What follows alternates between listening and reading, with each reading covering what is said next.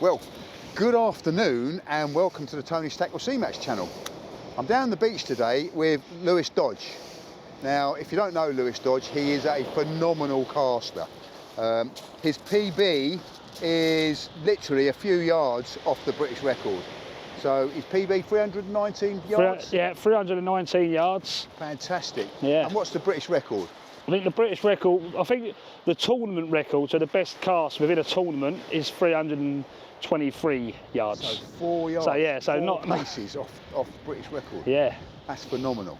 And what sort of style of casting are you doing? So I'm doing it's a rollover, pendulum cast. So it's a low arc pendulum. Right.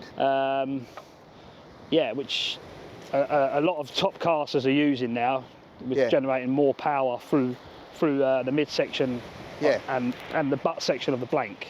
Okay, I see you've got the reel up. That's I've got reel up, yeah, and obviously my spacing, as you can see, it looks fairly long, because I like to have this hand into my sternum, and then sort of an overstretch, right, and that gives me nice long levers. Yeah. You know, with a 14-foot rod.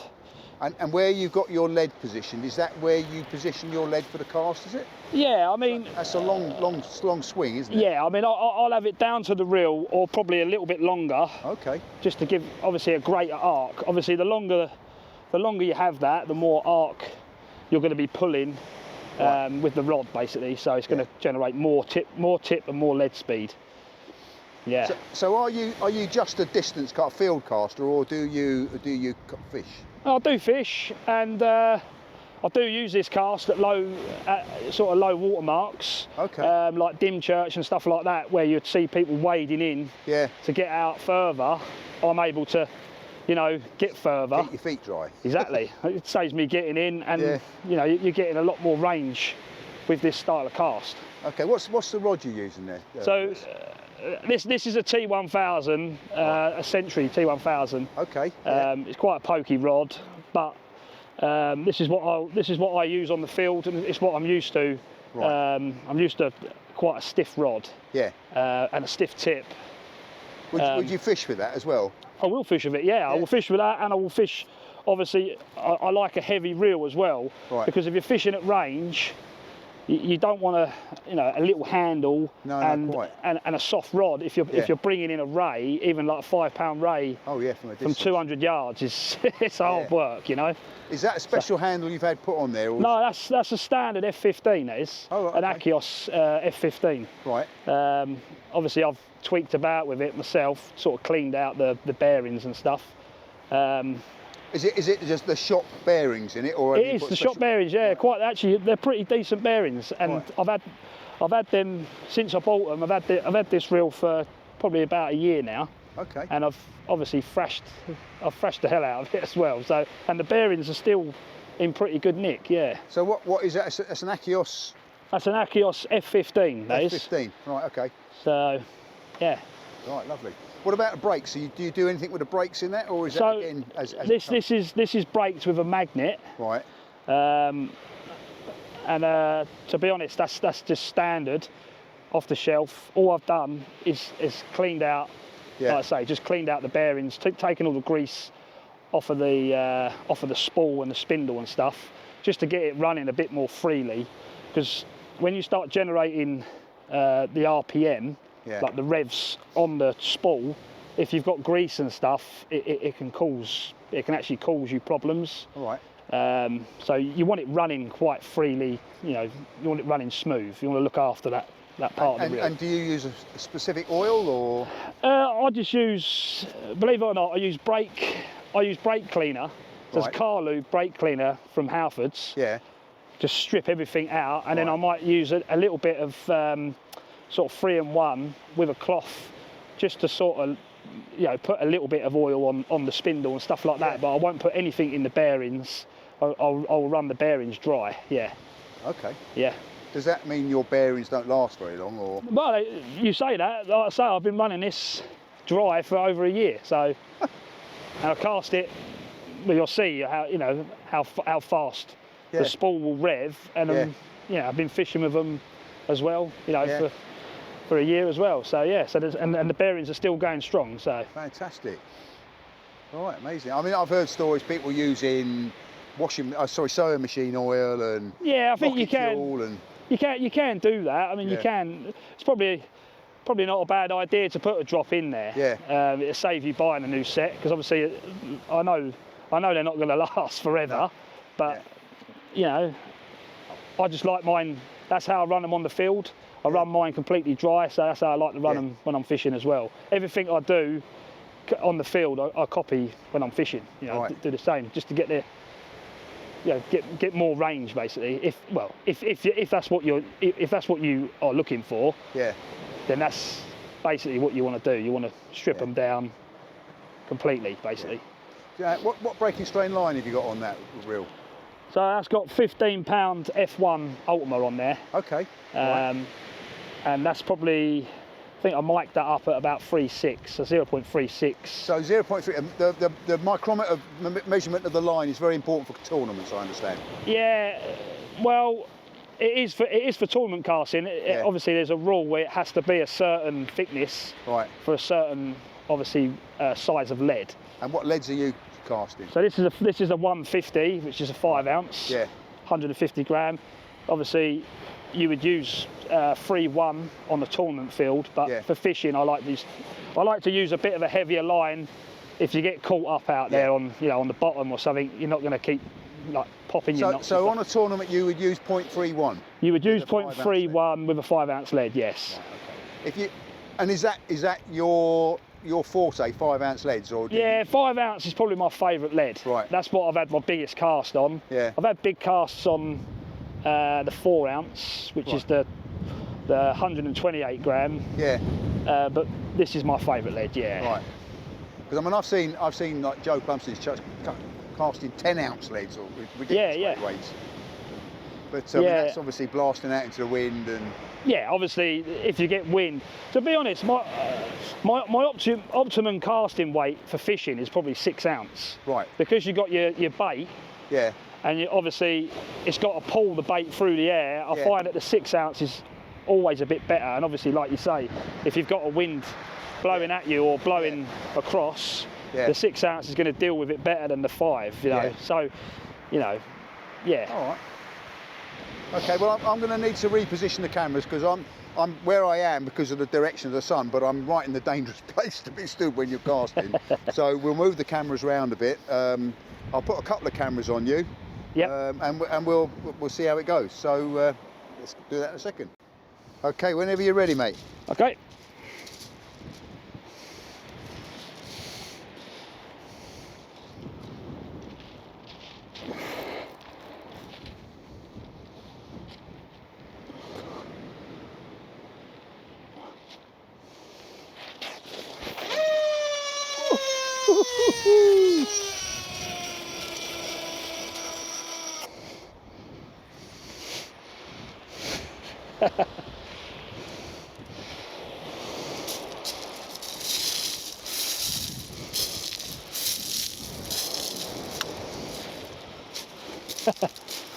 Well, it sounded sweet. It might take, it was good. It'll obviously take me a few casts to get warmed up. I still nearly spooled it. Yeah, nearly spooled it on the cast. Unbelievable. Fantastic.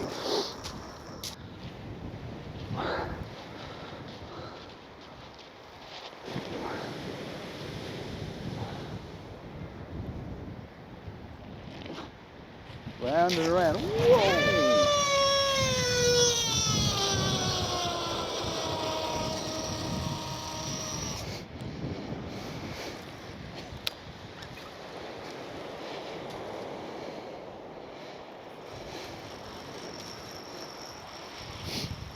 So how many meters of how many yards of line on there? So it's around 280, about 280 yards, Right. So the reason I do that is so you don't fill them all the way up, right? I don't fill it all the way up because it makes it easier for me to get my thumb right over the top of it. Right over the top of the over the top of the spool, and it'll obviously eliminate thumb slip. Yeah. And you don't need 400 yards of line on your reel. No. Well, we're going to put a bigger, we're going to put a spom on the end of this now, just so that you get some sort of an idea and you can see it, because I don't know if we're picking up the lead flying through the air or not, so you get an idea. Yeah. And Lewis will talk us through it as he's doing it.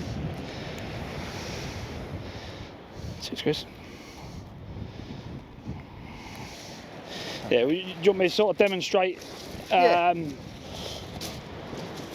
I can demonstrate and not cast, Chris, you know? Sort of Yeah, like, if you want, yeah. Yeah. So you get an idea on the flight path of the lead. Yeah.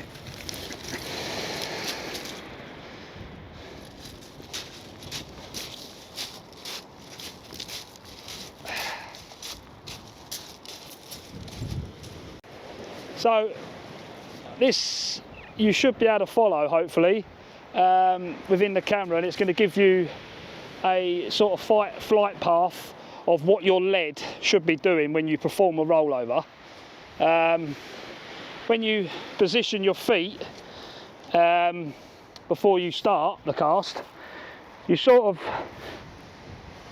want to be, obviously your back to the sea, but you don't want to be completely away from the sea. You want to be sort of side on, so your feet, so like as if you was going to hit a golf ball sort of down the beach. Then you want to get your lead and your rod and sort of have it in sort of this sort of position. Bring the lead round behind your back and throw it over. And as the lead comes past you, you count to 2 before you start to move. So you chuck the lead over, comes past you, 1, 2, yeah. And then once it comes past you, you would then step round with your right foot and then step round with your left foot, which will then be, you'll be pointing your torso towards the sea. Right.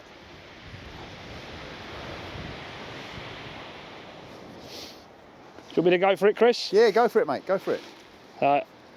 Basically, I'm going to do what I've just said. So, tee yourself up as if you're going to hit a golf ball down the beach. Bring the lead behind your back. Throw it over around 45 degrees. Come round behind you. Step round. Hit.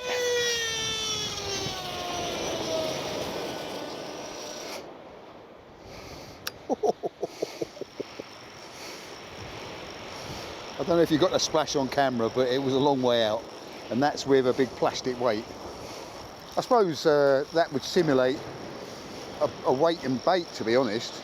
Yeah, sort of like a squid bait, wouldn't it? Yeah. You know, squid fish bait. Like I say, this rocket's around 6 ounce.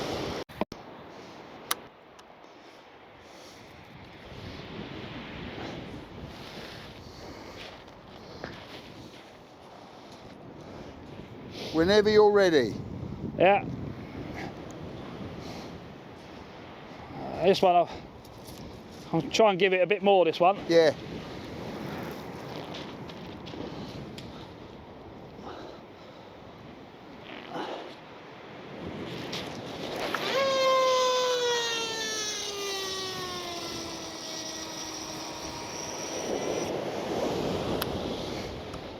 You probably struggle to see that.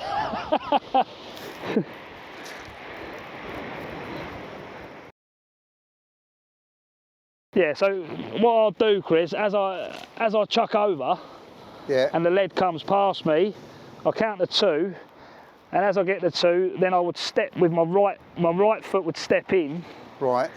which is then making it more comfortable for my left leg to come round and then turn, sort of turn into the cast. And you transfer your body weight onto that front leg. Yeah. Yeah. So as I go in with the right foot, as I go through with the left, as I transfer my weight, that's when I hit the lead and then transfer my weight forward. Right. Okie dokie. We roughly want the lead just above the reel. Stand. Yeah. And then you've got 90 degrees and obviously flat. We want to throw this around 45 degrees. To come behind you, throw it over sort of. So it comes round like this. Do that again. So throw over, comes past you, and then you start to turn. You count 2 seconds as the lead comes past you, basically, and then you turn and you hit it, basically, which I'll do now. So I'm going to do tee up, come up behind us, throw over, lead comes past.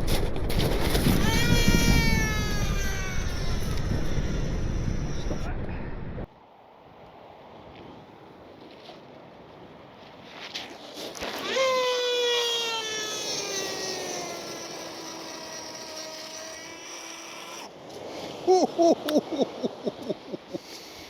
It comes back smelling the garlic. Well, I think you'll admit that is fantastic casting. We put a lead back on now, and Lewis is going to have a go emptying his spool. Now he's got 280 yards on there, so gives you an idea of how far he's casting. So we'll dog likes we'll us. that once we get this dog out of the way.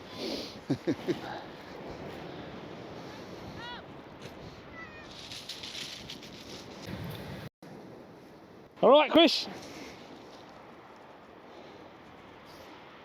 Yeah, so Lewis is now going to try and empty the spool, and we'll get it on film. We'll put it, try and slow motion it. Let me just, yep. Okay, when you're ready.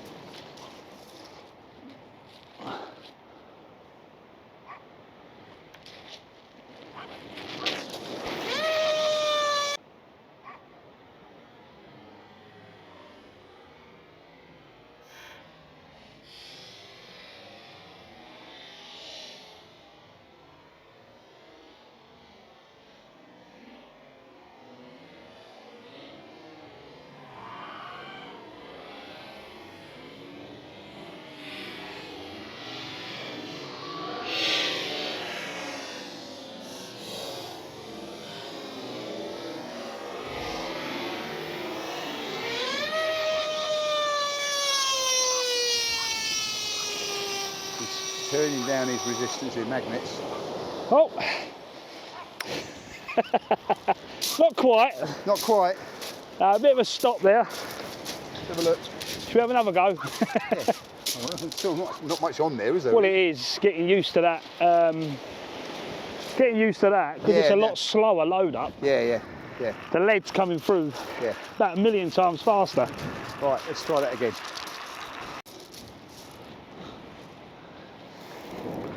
Right, come on.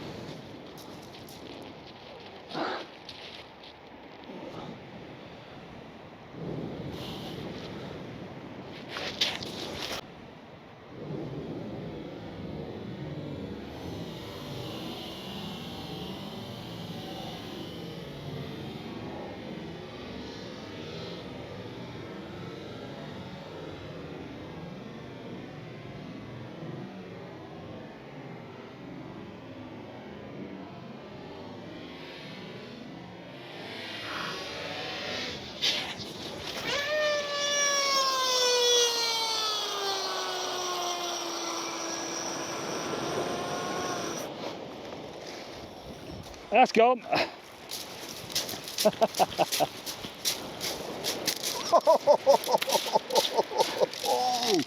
280 yards.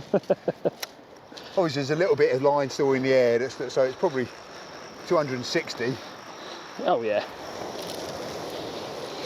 That's going to take you about 10 minutes to wind it in. Yeah, that's the only downside of casting that far. That's why it's good to have a nice cranking handle. Yeah.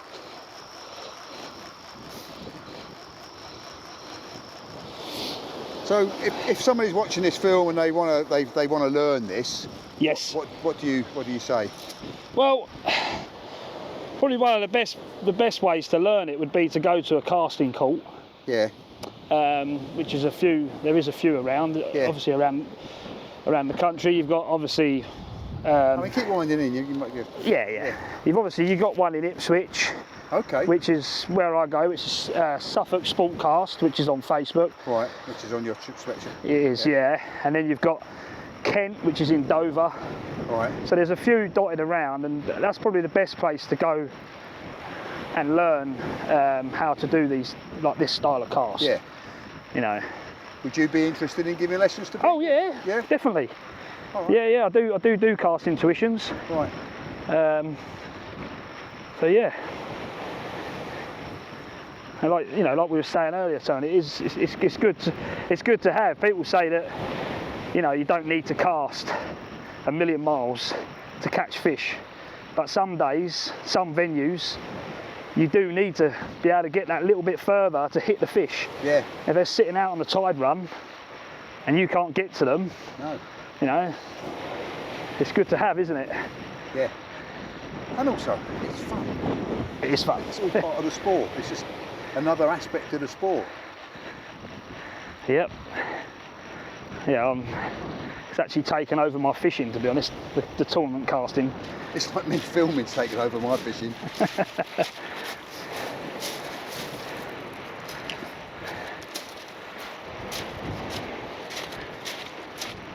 Well, thanks very much, Lewis, coming down and showing us that. I believe you're going to come and do a live in the shop with us if people are interested to have a chat with you. Yeah, I'll be up for that. All right. Most definitely. If they want to ask questions on shot leaders and bits and pieces. Yeah. Yeah. As to shock leaders, are you using a tapered shock leader on there? Or? I'm not. That's the bonus with a multiplier. I'm using just a straight through. Right. 80-pound. Okay. Shot leader. Right. Which you can see it's black. That's because I've blacked it up with racing inner tube. Oh. Which is what I use as a thummy to stop thumb slip. Right. Oh, so you've actually rubberised your shock leader? Yeah, I've actually put residue of rubber on it to take the sliminess out of out of your standard leaders. Yeah. So you get more grip, which will minimise thumb slip. Any particular line you use for that? I actually like the Power Flex, the Ultimate Power Flex, which is the 80-pound one. That's orange. This one's green. This is actually from Suffolk Sportcast. You can't actually buy this. He actually sells it. But the Power Flex is probably my favourite. Right. Okay. And what knot do you use to attach your main line to that? I actually use a blob knot on this. Okay. Just because it's easy to take off and put back on, and you can obviously keep using the shot leader, and you haven't got to cut it and shorten it. Yeah. Let's get my hand behind that. So a blob knot. Yeah. So you blob the end of that, and then you tie above it. Yeah. That's it. You just do a 5 to 6 turn grinner knot. Right. Above it, and you blob the shot leader with a lighter. And just pull down and. Okay. Yes. Fairly strong knot. A new knot. Perhaps we'll talk about that on the live. Yeah. Fantastic, mate. Thanks very much. No worries. Right, let's get that back up. No. Yeah, real pleasure meeting you. Yeah, I hope you've enjoyed that. I certainly learnt a lot. I mean, that's a whole dimension of casting. I've never seen leads going out that far. Obviously, a bit different with bait on, but with that spong thing that he was throwing, it's probably as resistant as a clip down bait, I would have thought. And we will do a live. We'll get Lewis into the shop so you can ask him some questions and chat to him more. Thanks very much for joining us. Catch you in the next one.